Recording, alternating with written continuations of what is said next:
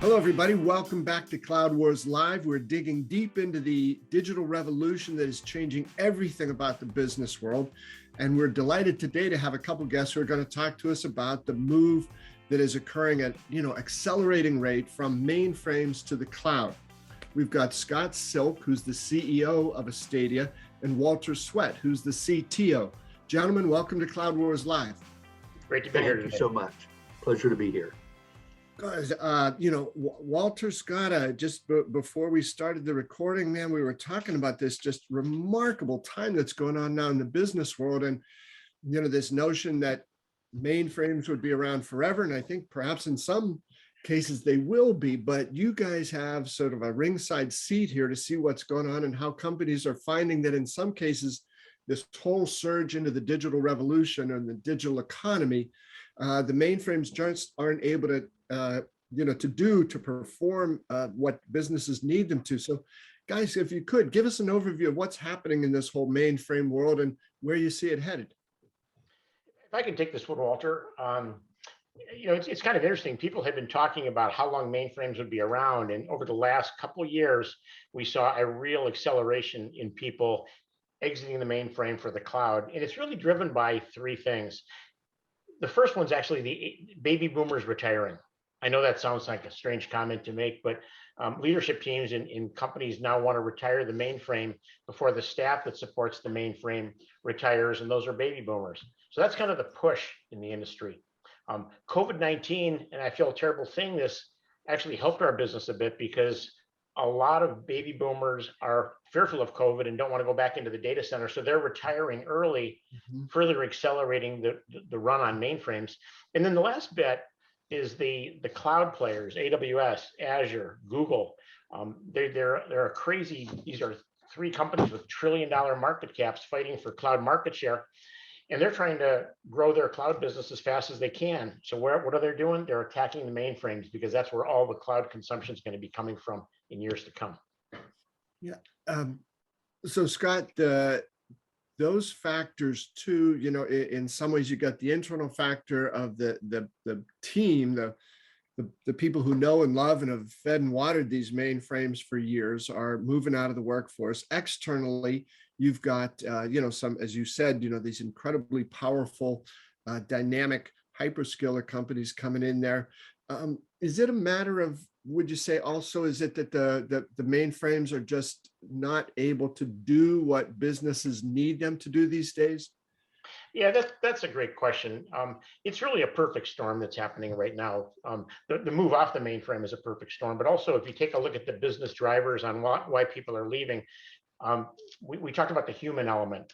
You have to retire that mainframe before the staff that supports the mainframe retires.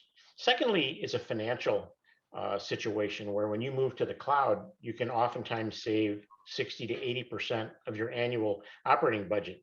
In fact, we just went live with a major project at the U.S. Air Force, and they're saving over 80% of their annual operating budget by going to the cloud. And then thirdly, it's about business agility. A lot of mainframe systems are older, batch-oriented systems. When you get to the cloud, it's agile. So it makes you much more competitive from a business situation. Scott, would you agree that if we use like FinTech as an example, there are certain industries where there is such a need to change and be responsive to ever-changing business needs that it's imperative that people have that flexibility you talk about. These old brick and mortar banks that and investment firms that have had mainframes for 40 years are now competing with people who are coming up who never had a mainframe, who are able to adjust to ever-changing economies. And it's causing that paradigm shift, them having to be able to respond more quickly. And that's one of the reasons that these companies are looking for the cloud to be of help for them. Yeah, there's no doubt about it. If you're running a company, Walter, that's you're running in a super scalar cloud environment and I'm being locked in by an old Unisys or IBM mainframe, competing, you're going to beat me 10 times out of 10. Yep. And Scott, there's the cost function that you mentioned there, like that example of the Air Force, 80% operating budget plus the move to the cloud can give you more of that nimbleness and flexibility and agility you and Walter just described here. So where would you say we are sort of on that ramp of the mainframe to cloud migration? Are we just at the beginning? Is it in the middle? That's a great question. I would think there's about 20,000 mainframes left in existence, spread over 5,500 customers. And if I had to prognosticate, I think we're probably in the third inning of a 9-inning game. And the way I'd view those 20,000 mainframes that are still out there, the next 5 years, probably 75 to 80% of those will be migrated to the cloud. And then in the next 5 years, that final 20% will be in the cloud. And then the mainframe will be in the books. Okay, wow. Walter, I wanted to ask you now, we hear different things in this move from the mainframe to the cloud. In some ways, some folks talk about replatforming, other times you hear about refactoring. What's the difference there and what are the benefits of each? A most intriguing question. And it's on all the calls that we're on, we always like to kind of really talk about what those R's, the Gartner 5 R's really mean. Because to some people, replatforming means one thing, to another, it means something completely different. For us, replatforming is what we kind of grew up on, taking people off expensive mainframes, moving them originally on premise and now to the cloud, where they're still using the same technologies. They're just running on a much more cost-effective platform, but it's kind of a like for like. And that's been great for people for years. But we have customers who say, I've got a real challenge. My last COBOL programmer is retiring next month, and I can't keep those same technologies. So for those people, refactoring, what we call refactoring, shifting into newer technologies is very important. So having the ability to take COBOL and move it to C# or to Java, retain the business functionality, but put it into a language and an environment where people can really start to work with it more easily and where they can attract more people who can work on it. So for us, that's the real difference. Keeping it as it was on a lower cost platform, replatform, or refactor that to new languages where you can attract more resources to work. Great, Walter. And Scott, tell me, please, if you've got a customer who undergoes one of those types of migrations and you get a successful project that's done, you check back in with the customer, what are some of the advantages that they talk to you about that they're able to do now, things that they weren't able to do before? Yeah, so when you're in the new cloud environment, we talked about the benefits before. You're now saving a lot of money. You're now in a much more agile environment. You're future-proof the organization, because when you got, I have to be careful here. When you have people that look like Walter and myself retiring, you now are future-proof, because now you've got a team of people, younger generation, that are Java and C# experts, and that kind of, it gives you a nice future-proof runway. But the other thing we're seeing, though, is it's a wonderful platform for digital transformation. So once people are in the cloud, they may want to do DevOps, they may want to do predictive analytics on top of the new platform, things of that nature. So it really is an ideal platform to transform your enterprise digitally. Yeah, and guys, along those lines, one of the things that we're following here closely at Cloud Wars is across different industries. And Walter, you had brought up the example of FinTechs, right? We hear about insurance companies saying that not only do they need to change their technology, they need to change the perception of how the world views them, because so many young people grow up. And I think it was SAP had done a survey of millennials, and they said they found that 36% of millennials were asked, would you prefer to buy insurance from an insurance provider or somebody else? And 36% of them said we'd prefer to buy it from a technology company. So there's this whole different mindset across industries, and the airline industry is saying we've got to behave more like a retailer. So all these things are changing, and it seems to me, for all the wonderful things that mainframes are able to do in a different world when this change wasn't so widespread and so disruptive, but we're just in a different time now. So Scott, I think that played into some of what I was asking about. That you got cost, agility, flexibility, the new generation coming in, and it gives those businesses, your customers, Astadia's customers, the opportunity to move as fast as the world around them. Is that a fair statement? Yeah, absolutely. We talk about being faster than the speed of change. Yeah. And if you don't want to be a dinosaur in this business, you have to be faster than the speed of change. Otherwise, you'll be not competitive in the years to come, for sure. Walter, would you like to add to that? I would. I like to say that in business today, you're either moving forward or you're falling behind. There is no staying still. And that's what the mainframe was for an awful lot of years. I think it was a staying still platform. You weren't really adopting new technologies. You weren't responding as quickly. The internet has certainly changed things, not just the internet of things, but the internet where people do have those choices to go find where they want to buy their insurance. Being able to continue advancing technology and leveraging new technology. Scott, you talked about predictive analytics before, like with the Air Force project, them being able to define when they needed to go work on their planes, not just waiting until a plane was decommissioned or not able to fly. Getting ahead of that curve is vitally important. And by moving from the mainframe to the cloud, getting the data in an environment where you can start to leverage that, we found our customers find that helps them run their businesses in ways that they really never could before. So, yep, absolutely.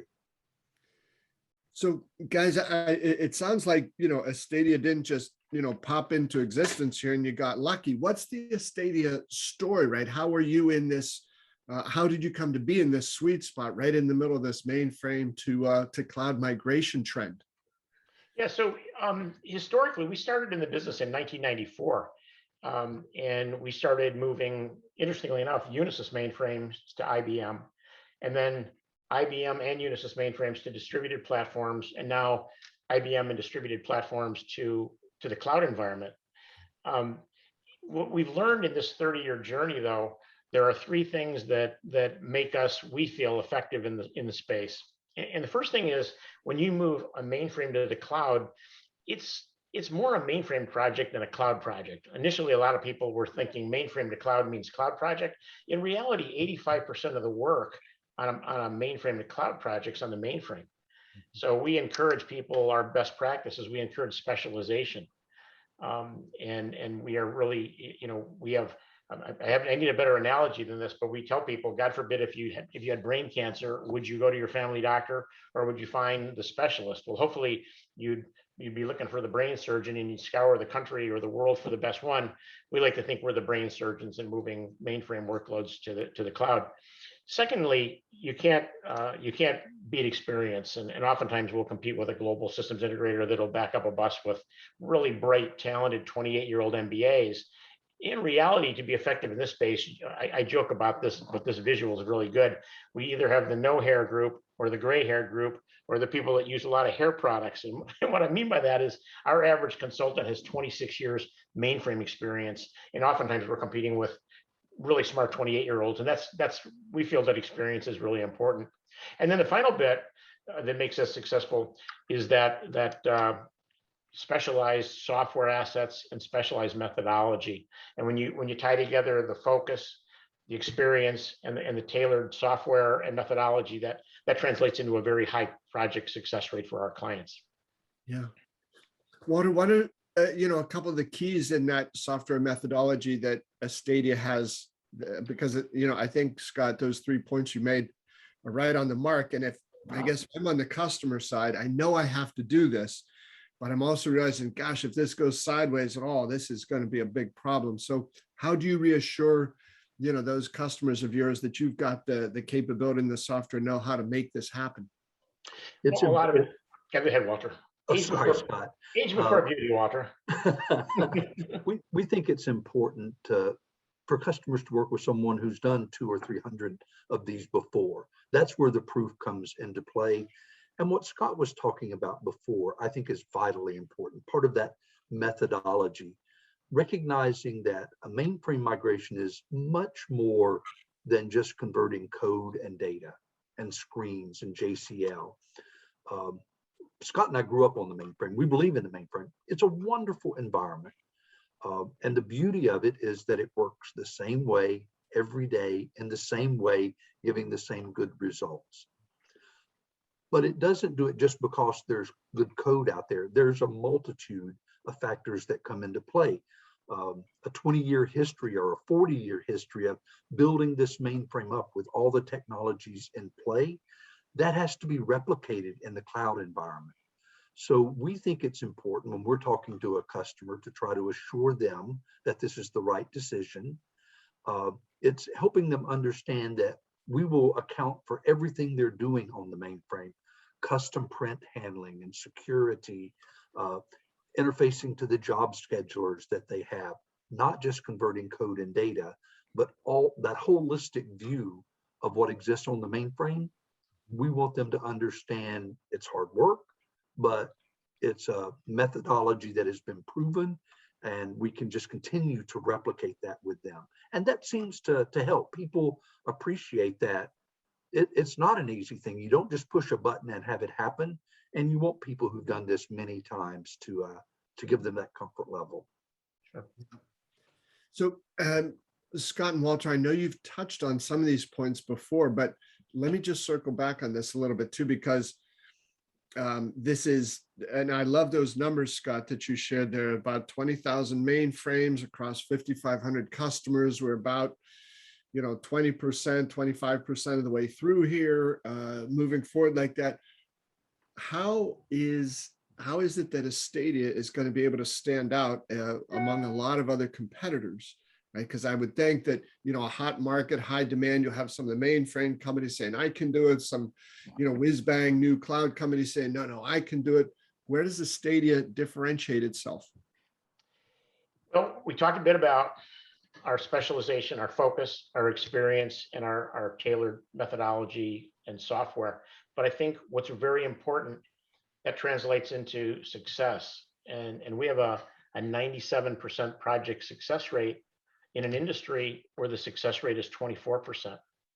Pretty dramatic. And one of the things we always do, we force customers to call our references. If you're a large bank, we want you to call a large bank. If you're a large manufacturer, we want you to call a large manufacturer. And it's when you're in a market with a 97% success rate versus an industry average of 24%, referenceability is of utmost importance. Particularly if you think about it, the mainframe's the heart and lung machine of a client. You better get that project right. And we always tell our CIOs, when you successfully move your mainframe to the cloud, you're going to end up in the CEO's office. Unfortunately, the opposite's also true. You want it to be a happy discussion or Absolutely. one of the other kind? Absolutely. Yeah. Yeah. Walter, how about from your perspective? One of the things that we hope differentiates us, and this is especially important for people moving to the cloud, we think, is our factory capability of industrializing this effort. We have a tremendous amount of automated tools and tooling that helps us do conversions and automated testing. And by making use of that automation, we think that we can ensure that we get projects done more quickly, in a more cost-effective way, and ensure that people get the same results that they had on the mainframe. So that level of automation and industrialization, we think, is very, very important. That's a great point. In all cases, if we can have the software doing the work, that allows us to get people to the cloud faster. It allows them to scale higher and do it in shorter timeframes and thus much more cost effectively. Yeah. Scott, you've talked before about the industry bleeding at the neck problem. And I think that that's real critical here, that there aren't as many people as old as Scott and me still doing this as there used to be, and there are going to be fewer. So by being able to automate that process, you don't have that same concern that there aren't enough people to handle 20,000 mainframe migrations out there. Yeah, that's a really good point. There are not a lot. The people that we call them unicorns, the COBOL, CICS, DB2, the deep technical experts, they will retire before the mainframes are migrated. And it just, but what our tooling does is it eliminates the need for 80% of these unicorns because the software is doing the work. So it puts us in a really unique position in the industry where we can just use our software assets to migrate mainframes to the cloud with limited technical requirements, technical expertise required. And I think, Walter, as you pointed out, with a few hundred of these projects under your belt, 97% success rate, that has to be something that could give some confidence to a company that, as Scott, you said, it's the heart and lung machine. We're going to Yep. shift this heart and lung machine into a new environment, and it's going to be even better. I did my very first mainframe migration in 1994 with a different company. We did it manually. It was horrible. It was terrible. I would never want to do that again. Over the years, we have all the bumps and bruises. We know things that work well, and we certainly know things that don't work well, and we avoid them. So we want to pass that comfort level on and share it with our new customers to say, yeah, there are going to be things that'll be difficult. We'll get there together. We'll find the solutions. We most likely have already encountered what you have going on already. So we think that it's important to be able to have that level of experience and number of opportunities that we've worked on. Yeah. Guys, this has been a great conversation. Could I offer to each of you, Scott and Walter, a final thought here? Yeah, that would be terrific. You mentioned millennials, and my son's a millennial, and he works for the company. Okay. And he asked me one day, he said, that project success rate of 97%, do you really track that? And I said, we do. We tracked it back to 1994. And he said, Dad, you've been here 6 years. What's the project success rate on your watch? And I'm like, God, I really don't even know. We've had a couple of real hard ones, and they've been hard because the code's 40 years old and it's not documented and the people have left the company. And then all of a sudden I started thinking, it's 100%. Every project we've embarked on in the last 6 years is a referenceable customer. It doesn't feel like it along the way, but it's very difficult. So what I'd leave the audience thinking, we're the largest boutique, the largest specialty company in the space, and we like to consider ourselves as the trusted advisor in the space as well. Yeah.